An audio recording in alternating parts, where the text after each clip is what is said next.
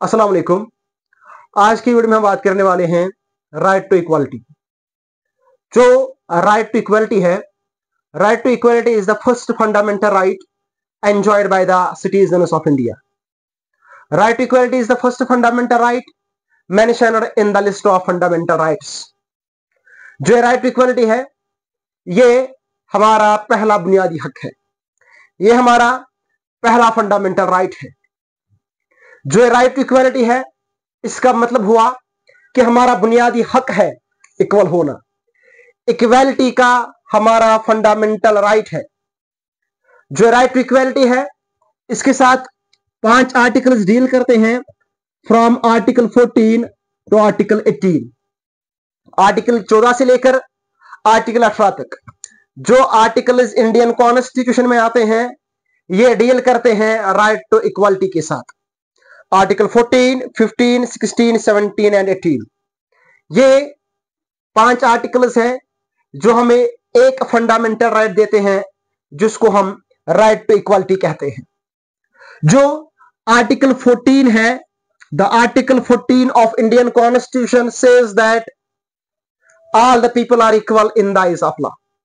जो आर्टिकल 14 है, यह बात करता है इक्वालिटी बिफोर लॉ की। Equality before law. What does equality before law mean? Equality before law means all the people are equal. All the people means all the people, सारे लोग, चाहे एक आदमी अमीर हो या गरीब हो, फिर से वही बात, हिंदू हो या सिख हो, अपर कास्ट से ताल्लुक रखता हो या लोअर कास्ट से ताल्लुक रखता हो, they are equal in the eyes of law. कानून की नजर में ये सारे लोग इक्वल है, ठीक है ना। जो all the people are equal in the eyes of law है, इसका मतलब हो गया कि जो ये सारे लोग हैं, इनके लिए सेम कानून भी है, इनके लिए सेम कानून भी है, चाहे एक अपर कास्ट का हो या लोअर कास्ट का हो। जो कानून एक अपर कास्ट के इंडिविजुअल को फॉलो करना है, वही कानून एक लोअर कास्ट के इंडिविजुअल को भी फॉलो करना है। This is the equality before law. और एक चीज, अगर कोई क्राइम करता है, फिर वो अपर कास्ट से ताल्लुक रखता है, and same crime is committed by the person who is belonging to lower caste. दो आदमी है, एक है अपर कास्ट का, दूसरा है लोअर कास्ट का, दोनों ने सेम क्राइम किया। इक्वालिटी बिफोर लॉ का मतलब क्या है? जो पनिशमेंट लोअर कास्ट वाले को दी जाएगी, वही पनिशमेंट हमने उस अपर कास्ट वाले को भी देनी है। This is called equality before law. एक आदमी का सोशल स्टेटस क्या है, एक आदमी का पॉलिटिकल स्टेटस क्या है, एक आदमी का इकोनॉमिक स्टेटस क्या है। इक्वालिटी बिफोर लॉ का मतलब क्या है कि जो जिसका सोशल स्टेटस समाज में एक अहम स्टेटस है, और एक ऐसा आदमी जिसको समाज में कोई पूछता तक नहीं है। इक्वालिटी बिफोर लॉ मीन्स जो दोनों बंदे हैं ना, जिसको कोई पूछता नहीं है, और दूसरा जो बहुत इंपॉर्टेंट है, जिसको समाज के लोग बहुत अहमियत देते हैं। इक्वालिटी बिफोर लॉ का मतलब ये हुआ कि ये दो भी इक्वल है। Equality before law, equality before law, all the people are equal in the eyes of law. कानून की नजर में सारे लोग इक्वल है, ये इंडियन कॉन्स्टिट्यूशन का आर्टिकल 14 कहता है। उसके बाद जो आर्टिकल 15 है, the article 15 of Indian constitution. देखिए, ये जो आर्टिकल है, इनको ऐसे याद रखना थोड़ा सा मुश्किल होता है। एक एक्रोनिम मैंने बनाया है, at the end of the video वो एक्रोनिम मैं आपको बता दूंगा वो क्या है। जो आर्टिकल 15 है, आर्टिकल 15 किस चीज की बात करता है? एबॉलिशन ऑफ डिस्क्रिमिनेशन की। Abolition of discrimination, abolition of discrimination. Article 15 of Indian Constitution says that discrimination on any unjust ways should be abolished. जो हम भेदभाव कर रहे हैं, जो हम फर्क कर रहे हैं किसी अनजस्ट बेस पे, याद रखिए, जब हम फर्क करते हैं किसी सही चीज की बुनियाद पे, वो गलत नहीं है, वो इनइक्वालिटी नहीं है। मिसाल के तौर पे, अगर फर्क हो रही है, अगर डिस्क्रिमिनेशन हो रही है कैपेसिटी की बुनियाद पे, स्किल की बुनियाद पे, एक्सपीरियंस की बुनियाद पे, वहां पे अगर आप फर्क कर रहे हैं, इसका मतलब हुआ कि ये इनइक्वालिटी नहीं है। मैं आपको समझाता हूं। मिसाल के तौर पे अगर कोई कारपेंटर आपके घर में काम कर रहा है और 2-3 जूनियर्स उसके साथ काम कर रहे हैं, एक है उनका सीनियर, दूसरे हैं 2-4 जूनियर्स भी काम करते होंगे। जो ये सीनियर है, if you are giving him 1000 per day, अगर आप उसको 1000 एक दिन का देते हैं, और जो ये जूनियर्स उसके साथ काम कर रहे हैं उनको आप 700 या 800 देते हैं, जबकि काम सबने बराबर किया। याद रखिए, आपने डिस्क्रिमिनेशन की, लेकिन ये जस्ट बेस पे है, क्योंकि जो सीनियर है वो सीनियरिटी की बुनियाद पे ज्यादा पैसे ले रहा है। आप फर्क कर रहे हैं सीनियरिटी की बुनियाद पे, आप फर्क कर रहे हैं एक्सपीरियंस की बुनियाद पे। So if you are making any discrimination on the basis of seniority, on the basis of experience, it means you are not doing the inequality, आप inequality नहीं कर रहे हैं, this is equality। ठीक है ना? तो यहां पे गरज क्या है? यहां पे मतलब है डिस्क्रिमिनेशन एबॉलिश होनी चाहिए। लेकिन कौन सी डिस्क्रिमिनेशन? जो गलत चीज की बुनियाद पे हो, गलत चीज की बुनियाद पे।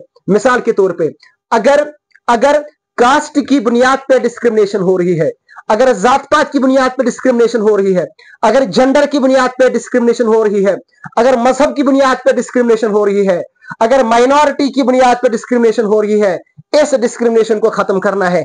यह आर्टिकल 15 इंडियन कॉन्स्टिट्यूशन का कहता है।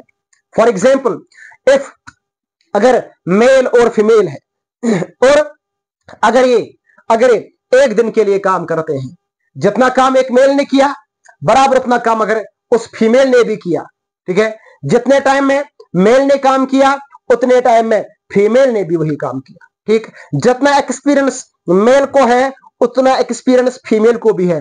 फिर आप एक मेल को 1000 देते हो और फीमेल को 500, 700 या 800 देते हो, यह समझ के कि ये फीमेल है, इट मीन्स आप डिस्क्रिमिनेशन क्रिएट कर रहे हैं ऑन अनजस्ट बेसिस, और इसी डिस्क्रिमिनेशन को खत्म करना आर्टिकल 15 का मकसद है।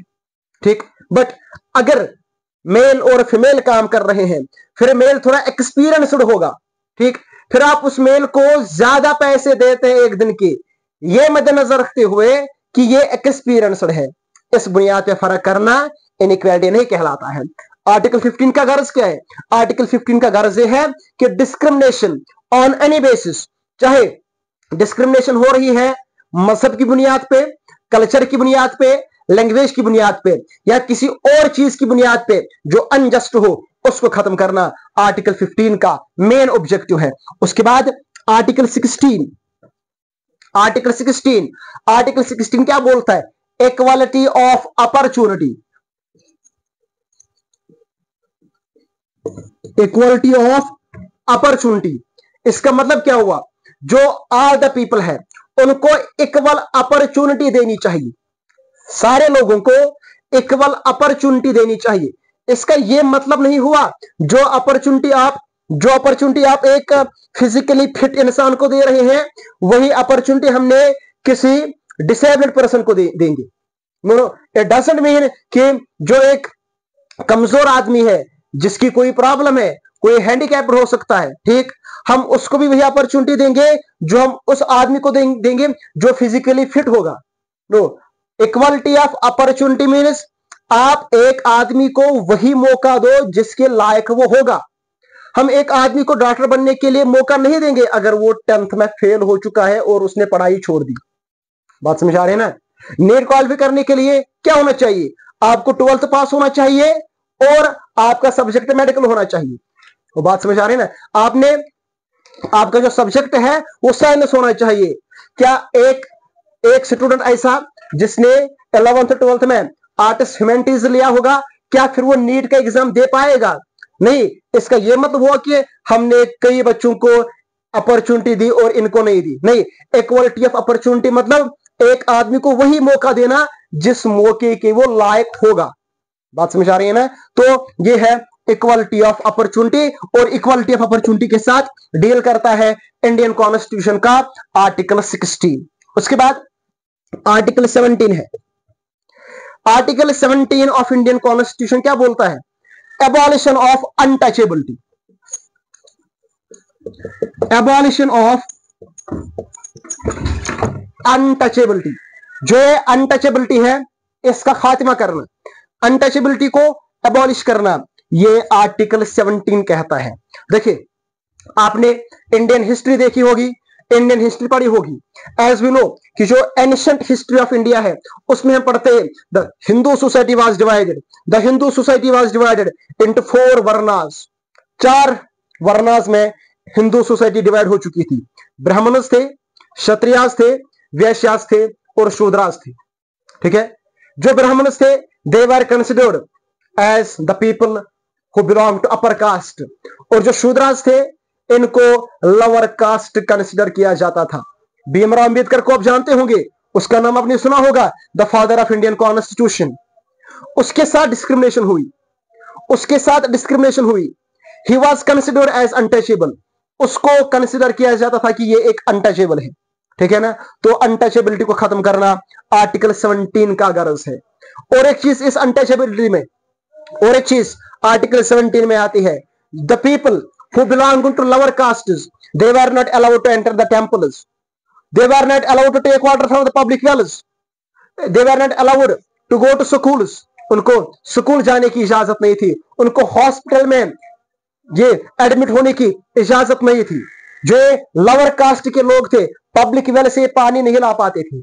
ठीक है ना, तो ये एक सोशल इवल हमारी सोसाइटी में था। इसको खत्म करने के लिए इंडियन कॉन्स्टिट्यूशन मेकर्स ने आर्टिकल 17 को रखा। उसके बाद आर्टिकल 18 ऑफ इंडियन कॉन्स्टिट्यूशन, जो इंडियन कॉन्स्टिट्यूशन का आर्टिकल 18 है, ये हमें क्या बताता है? Abolition of titles. जो हम ये टाइटल देते हैं ऐसे लोगों को, ऐसे लोगों ने टाइटल खुद को देके रखे थे, उन टाइटल्स को खत्म करना आर्टिकल 18। इसके लिए आर्टिकल 18 रखा गया है। लेकिन अगर किसी ने मिलिट्री में कोई ऐसा काम किया होगा और उसको वहां से कोई टाइटल मिला, एजुकेशनल फील्ड में किसी ने कोई काम किया होगा, वहां से उसको कोई टाइटल मिला होगा, वो टाइटल खत्म करना आर्टिकल 18 का काम नहीं है। वो टाइटल हम रख सकते हैं। ठीक है ना, किसी को हम डॉक्टर कहते हैं, उसने नीट क्वालिफाई किया होगा, ठीक है ना, वो डॉक्टर होगा सच में, तो उसको हम डॉक्टर कह सकते हैं। बात समझ आ रही है ना? तो ऐसे ही किसी को भी हम, या किसी ने कोई अच्छी रैंक हासिल की होगी तो फिर उसको उस रैंक के नाम से पुकारेंगे, वो गलत नहीं है। लेकिन जो आर्टिकल 18 है ये बोलता है कि जो बाकी टाइटल्स है उनको एबॉलिश करना। ठीक, देखिए ये थे 5 आर्टिकल्स जो डील करते हैं राइट टू इक्वालिटी के साथ। आई होप इन 5 आर्टिकल से आपको इक्वालिटी समझ आ चुकी होगी। ठीक है ना, तो अब एक चीज है कि हाउ कैन वी रिमेंबर, इन 4-5 आर्टिकल्स को हम कैसे याद रख सकते हैं? तो एक सिंपल एक्रोनिम है आपके लिए जो आपको याद रखना है और जिससे आपके 5 आर्टिकल इंडियन कॉन्स्टिट्यूशन के इन 1 सेकंड, 1 सेकंड में याद हो जाएंगे। वो है ईडाउट, EDOUT। सिंपल याद क्या रखना है? ईडाउट याद रखना है, ईडाउट। ठीक है ना, ई हो गया equality before law, D discrimination, O opportunity, U untouchability, T titles. Simple याद क्या रखना है? Equality before law, abolition of discrimination, equality of opportunity, abolition of untouchability and abolition of titles. ये एक्रोनिम आप याद रखेंगे और इससे आपके 5 आर्टिकल्स क्लियर हो गए। ये था राइट टू इक्वालिटी के बारे में। आपके साथ मिलेंगे नेक्स्ट वीडियो में, तब तक के लिए दीजिए इजाजत। अल्लाह हाफिज।